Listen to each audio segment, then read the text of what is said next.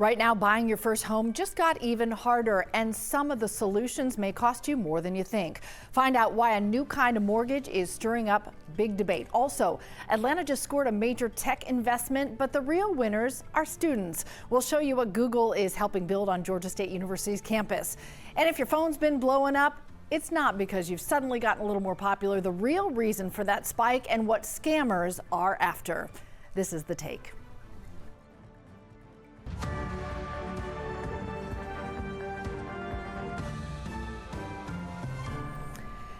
Hello, everybody. Welcome to The Take. I'm Cheryl Preheim, in for my friend Chesley McNeil on a Monday morning. This is The Take, where we go beyond the headlines and we look at why and how stories are impacting your community.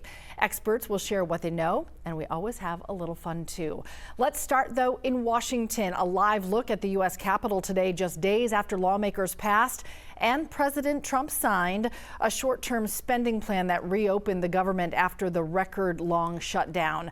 But that deal only funds most agencies through January 30th, and that will come quickly. The real focus now shifts to what happens next. Lawmakers still have to pass most of the full year appropriations bills. Without them, we are right back at another shutdown deadline.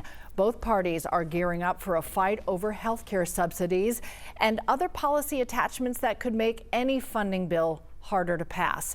The Senate's 60-vote threshold means even routine funding can stall, raising the odds of last-minute brinkmanship. Let's search for some answers now with Dr. William Resch, the chair of Georgia State's Department of Public Management and Policy. Welcome to the show. Thanks for helping us sort all this out. Thanks for having me, Cheryl. Okay, so we've just come out the other side of the longest shutdown in U.S. history. How fragile is this funding agreement that's currently in place? I'd say extremely fragile. There's no promise from the House whether or not to hear or to stage a vote in respect to the Senate vote that was promised. And so there's a lot of uncertainty around that. There's a lot of uncertainty as to when a Senate vote would actually happen and exactly the details of the Senate vote that they agreed on. So a deal's in place, but still so much limbo. You hear the phrase just kicking the can down the road a little longer, because the question is Washington any closer to solving the root causes of these budget standoffs, or are we just delaying the next crisis? We definitely have not solved the root cause, which is the level of partisanship and the gridlock that we have in terms of a hyper-partisan Congress. And the irony is that the length of this shutdown cuts kind of both ways in the future. On the one hand, it should have taught everyone how damaging and unpopular these things are. But on the other hand, it may have convinced a couple people on both sides that brinkmanship works for their side and can be tried again. And so the January deadline, when it comes around, which lesson these people took from this will tell us a lot about the risk of a repeat in January, particularly if the ACA subsidies are not restored to the Democrats' liking. Yeah, you just mentioned the ACA subsidies. This is critical because it is how much people pay for health care. And we've seen that could double or more for a lot of Americans. The last shutdown fight centered heavily on that. Could they become the kind of issue that derails funding, even if there is bipartisan agreement elsewhere? Oh, I think so. I mean, it's a major issue for the Democratic caucus. The subsidies in and of themselves, whether or not they're resolved, will not automatically cause a shutdown, but it'll certainly hang over the next funding cycle. And in that sense, I think ACA subsidies are really going to be the center of the debate. They do raise the temperature quite a bit, making, another standoff in January quite high. So we'll see. But even, whether or not something happens with ACA, there are other concerns that the Democratic caucus has over the way the Trump administration is dealing with, or let's say, managing the executive branch. And so other issues could certainly arise in the meantime. You know, when we talk about the healthcare issue, we saw Congresswoman Marjorie Taylor Greene, who had been so staunchly in President Trump's camp for so long, really move to a more central position, saying that we have to, as a country, think about a way to help people afford health care. Do you think in these kind of critical 10 weeks you might find a little bit more of a central, should I even dare say, compromise when it comes to this issue because of some key Republicans raising those questions? Well, the ACA in itself is a fairly centrist model of policy. If you go back to the 90s, it's actually quite close to a model that the Heritage Foundation had proposed in the 1990s. The Republican Party has certainly shifted to the right on this issue since then, but the subsidies that Americans enjoy through the ACA are, substantial. And these people will vote with their wallets in many respects if their healthcare costs go up. And so, whether or not a compromise, as in shifting the policy towards a Republican preference, it's unclear at this point exactly what the Republican preference is. There hasn't been a healthcare plan really articulated on that side. Sure. Before we go, we have about a minute left. We don't want to lose what we saw to be the day-to-day impact in so many people's lives, not just federal workers, but SNAP delays, food banks overwhelmed during the shutdown. How did those disruptions shape public trust in government, and how could it shape the next deadline that we see, and how our lawmakers work through it? Yeah, I mean, even though the government has in fact reopened, the damage from the shutdown doesn't vanish overnight. It's not as simple as just turning the lights back on. Agencies are going to be facing huge backlogs. Households from federal government workers went weeks without pay, but people who receive benefits like SNAP had those benefits reduced.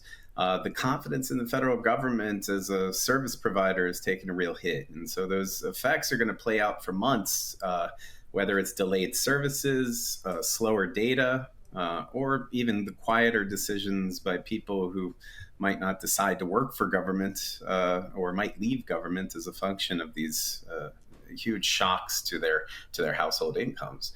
And what gets lost, I think, is, it takes a long time to unwind disruption. So for every furloughed day, that creates a stack of postponed inspections, late benefit decisions, missed deadlines, et cetera. All right. Really important to think about those impacts for everyday Americans, and January 30th is the next deadline. We always appreciate your insight. Dr. William Resch, thanks so much for the time. Thank you, Cheryl. Have a lovely day. Yeah, you too. Hope to see you again soon. You are watching The Take, and we'll be right back. Welcome back to The Take. Over the past few days, there has been a surge of activity tied to the case of Jeffrey Epstein. And in a major reversal overnight, President Trump's now calling on House Republicans to vote to release the files on the notorious sex offender. Joining us now, NBC's Washington correspondent, Alice Barr. Alice, thanks for the time as always. So a lot to talk about today. The president has long opposed this push. He calls it a hoax by the Democrats. Why is he now going all in on releasing all of the documents? Good morning, Cheryl. Yeah, this was a little bit of a surprise to see this message from President Trump overnight saying that, quote, House Republicans should vote to release the Epstein files because we have nothing to hide. And of course, he has always said that he did nothing wrong in relation to Jeffrey Epstein, who we know he was friends with back in the 90s. He's repeatedly said that he cut off the relationship because Epstein was a creep. He has never been charged in any way connected to Epstein's sex trafficking ring and his sex trafficking crimes. But the president had long opposed this push to release the files this way through this discharge petition. That's the vote that's coming out this week. He's called it a hoax by Democrats, and as recently as this weekend claimed that Democrats were trying to use the Epstein investigation as a deflection from the success of his party and of his administration. And he's gone so far as to really slam Republicans who had backed this bill, including Congresswoman Marjorie Taylor Greene of Georgia, a longtime ally, who says she's faced threats after his recent criticism. And again, over the weekend, he called her Marjorie Traitor Greene and said he didn't believe that her life was in danger. He also, as recently as last week, his administration tried to convince some of the Republicans who were on board with this discharge petition to change course. But now he himself has changed course, and I think it may be a function of realizing that this is happening, this is going ahead. There was a new Democrat sworn into the House last week, which pushed the numbers over the edge to where this vote is going to make it to the floor. And so this is reality, and now he's saying clearly, listen, I have never done anything wrong. It's time to move forward. It's time to focus on his administration's successes. You mentioned Marjorie Taylor Greene. She's really been pushing the president, along with some other Republicans, to get in front of this, to release all of it. So this about face, interesting, even as we know the context of some of the pressure within his own party. But the president really going on a counterattack, directing the Justice Department to investigate Epstein's relationship with prominent Democrats. Talk about, the partisan play here. What do you feel like the hope is to accomplish here? Yeah, so the president has now directed the Justice Department to investigate Epstein's relationship with several prominent Democrats, among them former President Bill Clinton. And he, among others, were mentioned in a trove of emails a House committee released last week. That was what kind of pushed this back to the forefront. We know that former President Clinton has been mentioned in connection in the past. He has always denied wrongdoing and has never been charged. Neither, of course, has President Trump.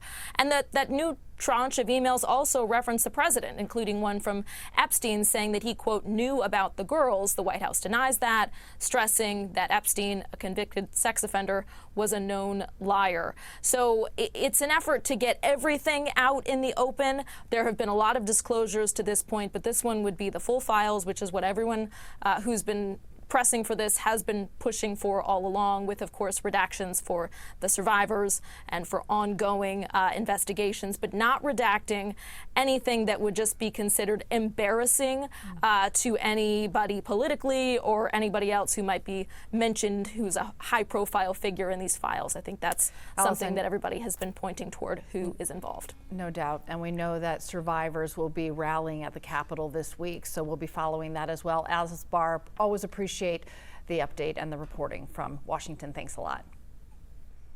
Plenty more for you coming up on The Take. We'll be right back. 3 Chinese astronauts are finally back on Earth, arriving more than a week late after a suspected piece of space debris cracked a window on their return capsule. While the astronauts are in good condition, this incident raising some bigger questions far beyond that particular mission itself.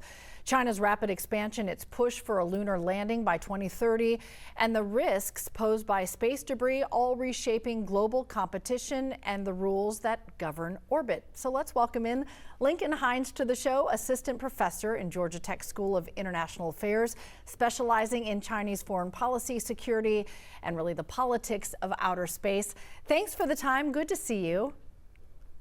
Thanks for having me. All right, what a fascinating conversation. When we look at this moment, what does it tell us about the future of human spaceflight, maybe during an era of some congestion in outer space and certainly international competition?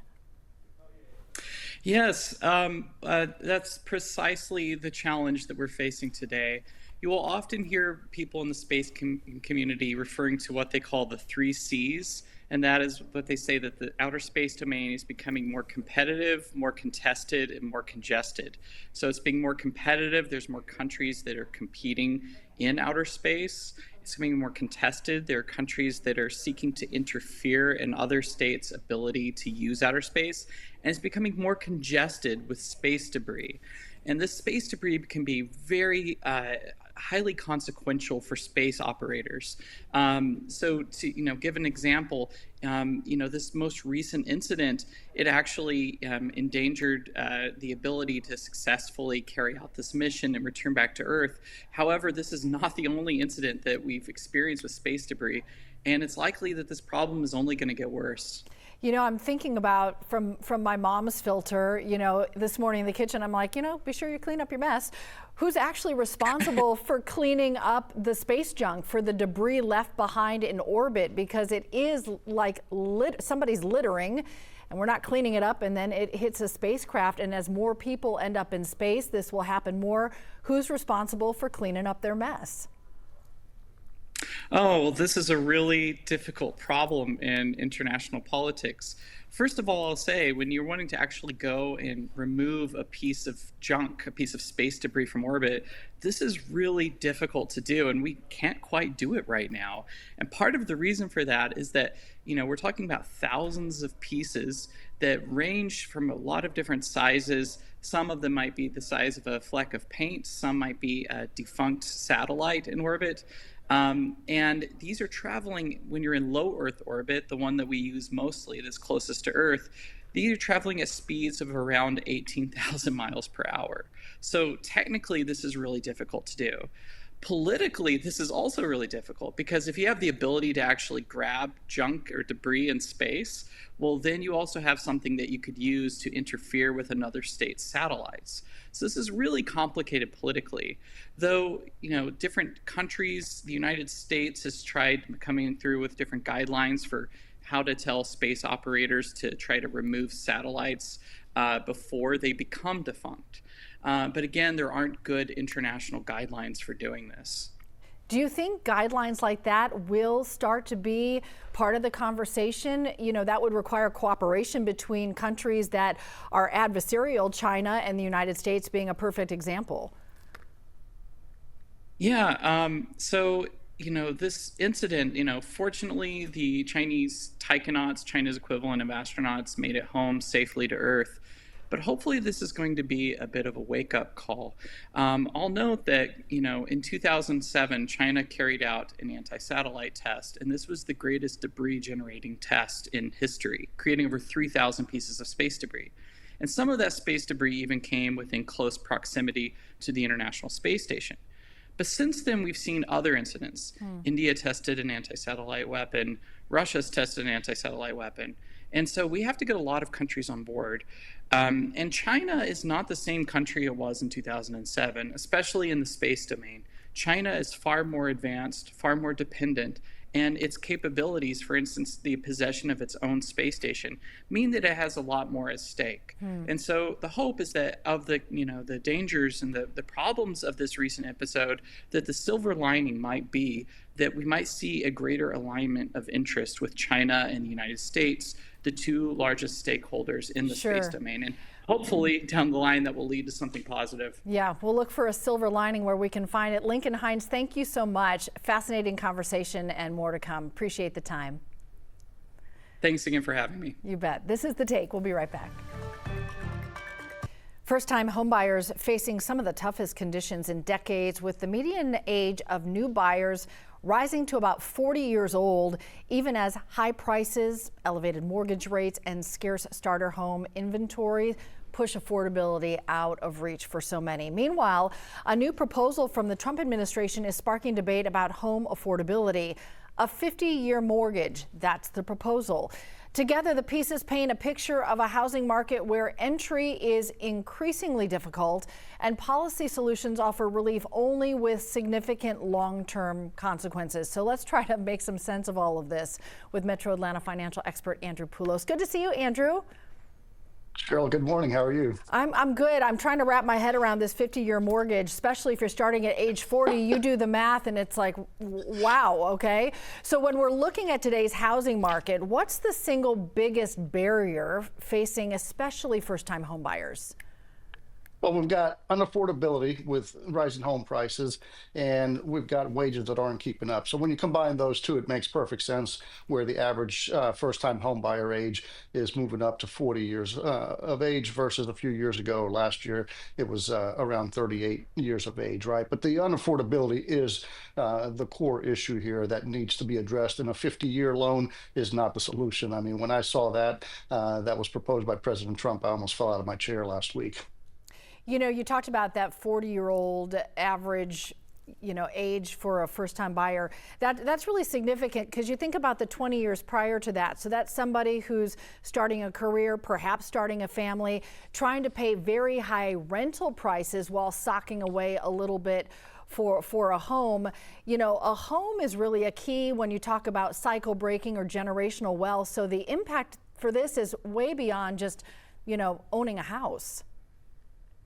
Absolutely. And look, the proposed 50-year mortgage loan by the Trump administration is so that someone can be able to to bypass the barrier of entry to be able to get into a home when they may not necessarily be able to afford a 30-year. I've run the numbers, so let me just give you just a very quick analysis on a $500,000 loan, which is probably the average cost in Metro Atlanta for a house, a decent house, $500,000. If you do the numbers on a 50-year loan, if you were to keep that loan and you're still alive at the end of that time frame, you would have to turn that $500,000 into over $1.92 million that the bank would have received in interest. Right? That's absurd at this point. I mean, if you can't afford a home on a 30-year loan, you're certainly not going to be able to afford it on a 50-year, because the difference in the monthly payment is probably somewhere around $300, give or take. And listen, when you're a homeowner, you got to be able to budget for property taxes increasing, your insurance is going to increase, that dishwasher, the refrigerator at some point are going to need to be replaced. So in my opinion, if someone, regardless of age, if someone can't afford a home on a 30-year, 50 years is not going to make any difference. You might as well just be a renter until you could afford a house pretty much and be sustainable. Those numbers say it all. You're talking about paying 4 times more than something's worth because you're stretching it out over so long. That long-term vision really important as we're talking through affordability. What do you think needs to change for the market to finally open up, not just to first-time buyers, to be manageable for the greatest number of people in general? Look, I think there's a few things. First and foremost, obviously, interest rates are having an impact on all of us, right? Whether you're a first-time home buyer, you're someone who already owns a home who's looking to refinance. So as interest rates begin to come down further, hopefully in 2026, that will have a positive impact. But overall, Cheryl, we've got to take into consideration that about 19 trillion of real estate in this country is held by boomers. So baby boomers are sitting roughly on about 42% of all real estate, and they're not willing to sell those assets. One of the reasons that many boomers don't sell it is obviously they pass it on to the beneficiaries, but they don't want to sell it because of the tax implications. So if we get creative and we have tax legislation that will incentivize maybe some boomers who would like to sell their assets, but just don't want to take the big tax hit and give the money to the government, that would potentially free up a lot of real estate, right? So there's ways that you can craft tax policies and favorable tax legislation that would bring more inventory to the market, and that would bring affordability to the market as well. All right, complex, and it touches all of us in some way. Andrew, always appreciate the time. Thanks a lot. Absolutely. Much more of The Take coming up right after the break.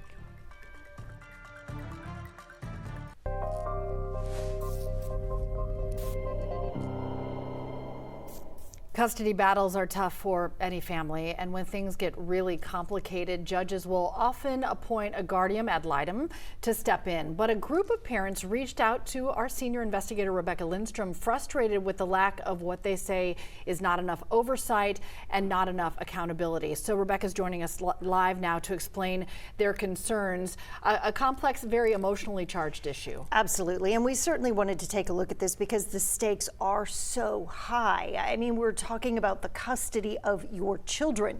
A guardian ad litem, or GAL, is supposed to be a neutral advocate for the child, someone who investigates the child's situation and then makes recommendations to the court about what is in the child's best interest. They don't make final decisions, but their input can carry a lot of weight with a judge. So in your investigation, you found that some parents who say that neutrality did not happen in their case, and from their perspective, that's the whole point of this, right? An objective oversight source. And I have to say, we hear from parents all of the time who are upset with how the GAL handled their case. I will say it is usually the parent who didn't get what they want that reaches out. We're not judges or involved from beginning to end, so we can't comment on the final decision. I can't say, which parent should have had custody. But I can say that if there is a problem, there is not much a parent can do about it. There is no standardized training or registration with any state agency. There is no licensing body that tracks their work or handles complaints. So if a parent believes that a GAL acted improperly, their only option is to bring it up with the judge. And as one mom that I was talking with put it, you know, that can feel like talking to your boss about your boss. The concern I kept hearing over and over was the guardian was making recommendations, but treating those recommendations like requirements. We talked with Diane Wood. She is a longtime GAL who also helped write the laws that govern the job.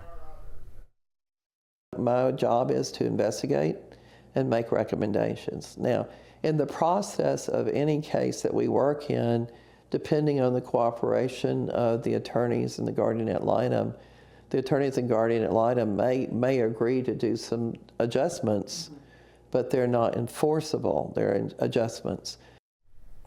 So when we're talking about recommendations here and adjustments, what is meant by that? So both of the moms that I talked with, you know, they showed me videos, they showed me documentation that they felt really showed that that guardian had interfered with visitation schedules without a court order. I think that's the key here is, you know, if you're making a recommendation, not a mandate, then when you make that recommendation, their thought is that you should be going to court, you should be stating your case before the judge, and then they should get a chance to argue if they are opposed to that recommendation before it actually becomes the mandate. One mom, here is an example, she lived in another state. She was informed by the guardian that she was suspending her visitation the day before her son was supposed to get on a plane. Okay, so she lives in Louisiana, her son lives here in Georgia. She's bought a plane ticket. She's expecting the very next day her son to get on that plane and fly to come visit her for spring break. Instead, she gets a phone call and email saying, hey, I've talked with the boy's therapist. He just thinks it's best if he stays here in town so that we can sort out some things that are going on with him, just give him a little bit of stability. And so she's like, wait a minute, you know, you've interfered. There was no court order that made that happen. You just did that on your own. Now, the mom ended up going 7 months before she got to see her son in person. She reduced my communication to only twice a week, 15 minutes each call. And then she ordered that I pay for a communication app that would then record my calls with my son. And so that's where we are today. Not being able to see my son and not being able to talk to him. So a lot of frustration with this mom, as you can imagine. And I think what exacerbated is that mom in particular is acting as her own attorney. And so when she's going to the judge and saying, hey, I think something's going wrong, it could just sound like she's just a parent who's complaining because she doesn't like what's happening, when really she's doing what an attorney would do. And the email chain sort of shows that then this guardian came in and said, hey, we're gonna have a hearing in another month. It's not a big deal. So let's just wait until the hearing and we'll get all of this sorted out.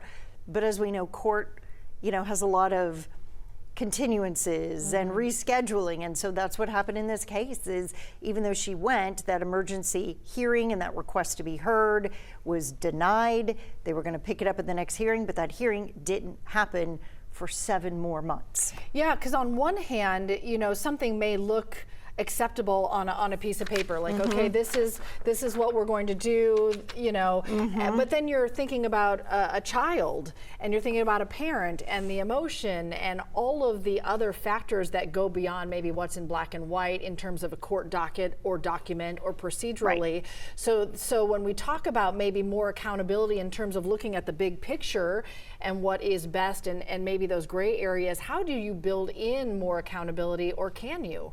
Well, I think that you can, and in fact, Diane Woods, who we spoke with, she had some great ideas. I mean, she was talking about how she is a mediator, and as a mediator, she is required to do a certain set number of hours every year of training. She is required to have a background check. She is required to go through a licensing board, and that way if there were a complaint about her as a mediator, then you would have a specific path with which to make that complaint and for that to be investigated. Now, Diane, she started an organization, Georgia Gals, and the whole point of that was to be able to provide training, to provide best practices for guardians. The group holds an annual training conference, but joining and attending that is voluntary.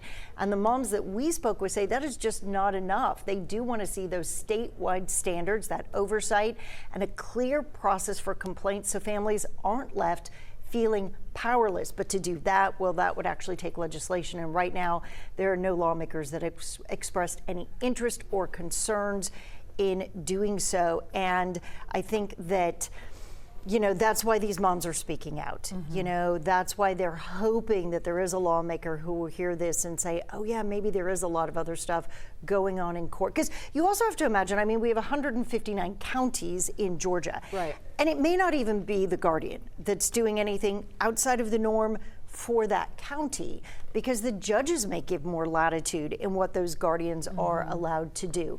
So maybe there just needs to be more specificity in the law so that it's a little bit more consistent across the state and people know what to expect when that guardian is assigned. It's good that you had the chance to talk to some specific moms, but always good for all of us to keep in mind they represent a much larger population of people who are encountering these kinds of things. So thank you so much for looking into it. Really appreciate that. I know we're going to have a little bit more on this coming up at 12:30 here on 11Alive Plus. If you have a tip that you'd like us to investigate, call us at 404-873-9111 or email us at investigates@11alive.com. Plenty more coming up here on The Take. We'll be right back.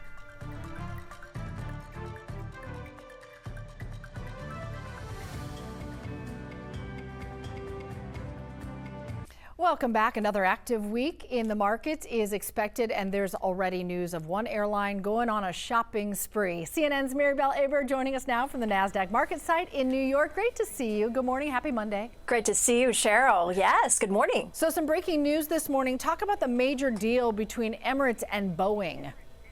Well, investors are taking in Boeing news as the trading day gets underway. Cheryl, the Dubai-based airline Emirates just announced it's ordering 65 Boeing 777-9 jets, giving it the world's largest fleet of the wide-body aircraft. So Emirates estimates that deal to be valued around $38 billion.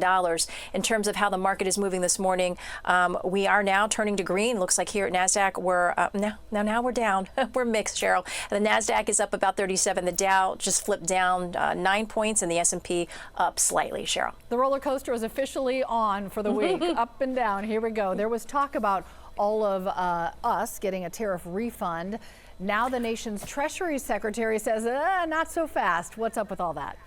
Well, Treasury Secretary Scott Bessent said we'll see when asked about the Trump administration's $2,000 tariff rebate checks on Sunday. In a Fox News interview, Bessent said the payments would be for working families and have an income limit, but added that any such funding would require congressional approval. Now, President Trump has repeatedly suggested giving Americans rebate checks using tariff revenue in recent months. The Supreme Court is currently reviewing the legality of the administration's tariff policy, making any movement on the rebate plan unlikely before that decision. So, Cheryl, we're sort of in this wait-and-see situation given all that. All right, we'll see what happens with that. Looks like the last chapter on the opioid case is playing out. Purdue turning the page here with a big settlement check. OxyContin maker Purdue Pharma is set to settle thousands of lawsuits related to its opioids. A federal bankruptcy court has approved a deal that requires the Sackler family, who owns Purdue, to pay $7 billion and give up ownership. The agreement is among the largest in a series of opioid settlements against drug makers, wholesalers, and pharmacies. The nation's opioid crisis has reportedly been linked to 900,000 deaths since 1999. Cheryl. 900,000 deaths. It's impacted so many people, touched so many lives. Before we go, the Fire TV stick just got a stern message. No more undercover streaming apps. Amazon's really got the magnifying glass out now.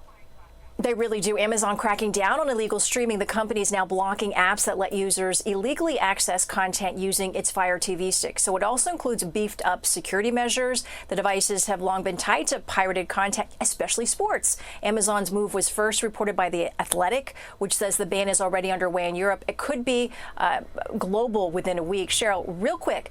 The thing that folks don't think about is some piracy apps also hide malware and data tracking tools, making that free stream really costly. Remember, those are unofficial apps. They aren't vetted. So people view your viewing habits. That's big bucks. Or worse, you let hackers in to your Wi-Fi.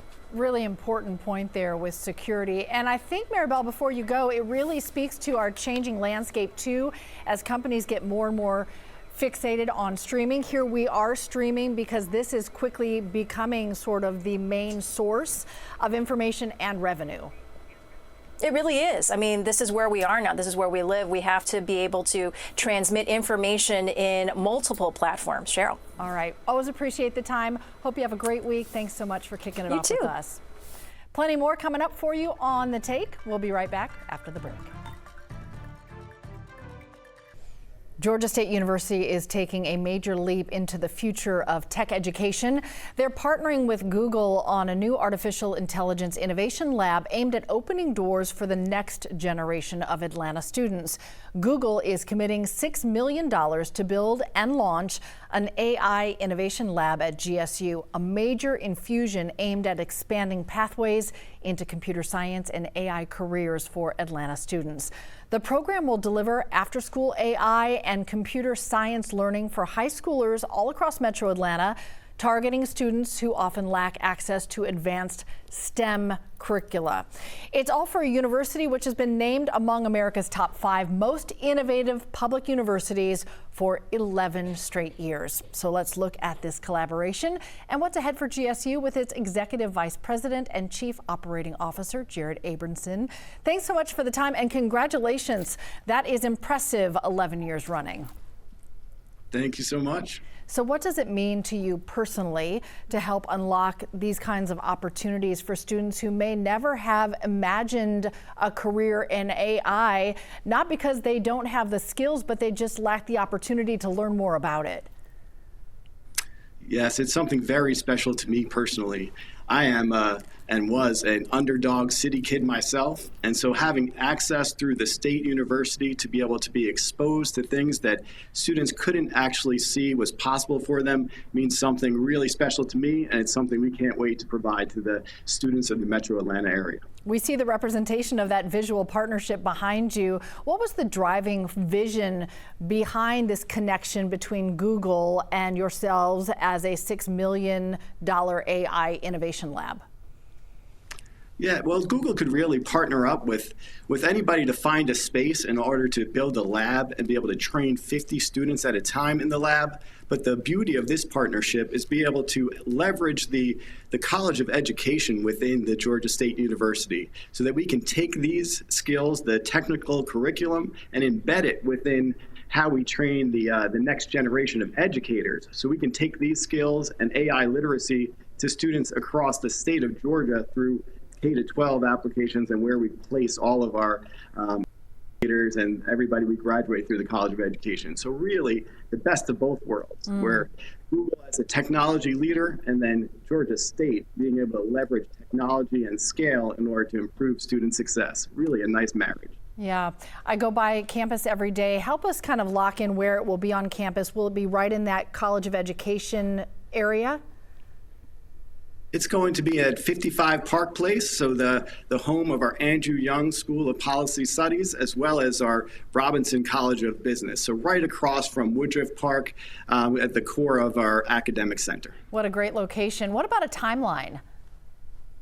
Well, we're going to build out the lab. It will be ready in May of 2027. And the first cohorts of students will come in fall 27. We can't wait to get it started. That is going to come very quickly, and that's exciting. How does this collaboration ensure students from lower income communities in particular that are not left behind, that they will not be left behind in this surging AI era? It's all moving so quickly.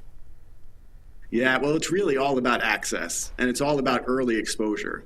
So rather than waiting for students to get to college, we like to meet them where they're at really early on. So we're going to educate them while they're in high school, as well as, like I said, get into the K-12 so we can give early exposure to those in grade school so that they know what's possible in the world of technology. I love that, to cast a vision for our younger students as they're thinking about career opportunities. There are two sides of this equation, certainly for the students, and that's so important, but also there is a need in communities for these workers. Georgia's tech sector booming.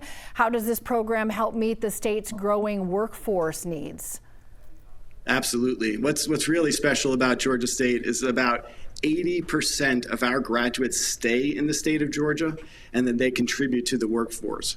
So when we invest in education programs here, we know that the results and the product that comes out is really a pipeline of talent that drives the workforce, and they stay right here in the state of Georgia. So are there plans to then eventually connect these students that get this exposure with their next steps, like an internship, apprenticeship, dual enrollment, those kinds of opportunities?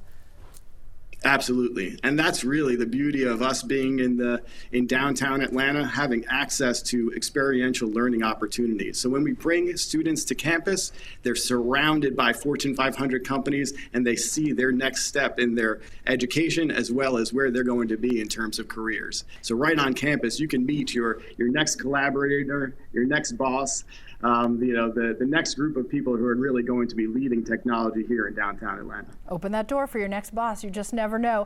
When you look ahead a decade from now, how do you hope that this partnership with Google will have changed the lives of students who walk through that lab? Really, when it kind of comes full cycle. So when the students who were trained in the lab come back to the lab as mentors, and they're able to show the young students that they once were in the same place, right? They're going to be those visible role models of progress. And that full cycle, when the folks that we train come back to be the trainers, that's when we know it's fully working. And it's how it impacts every single one of us who call Metro Atlanta home. That stat you shared really stands out, that 80% of these students then stay and are really important contributors in our community. Is that in your mind, as we just have a few seconds left, how you really close that circle? Absolutely. It's inspiring that next generation, and then making sure we have personalized support models to ensure they make progress and then be leaders, not just consumers of this technology. Well, thanks so much for all the work you do for our community through GSU. Jared Abramson, thanks so much for the time, too. Thank you. All right, have a great week. We'll be right back with more for you here on The Take.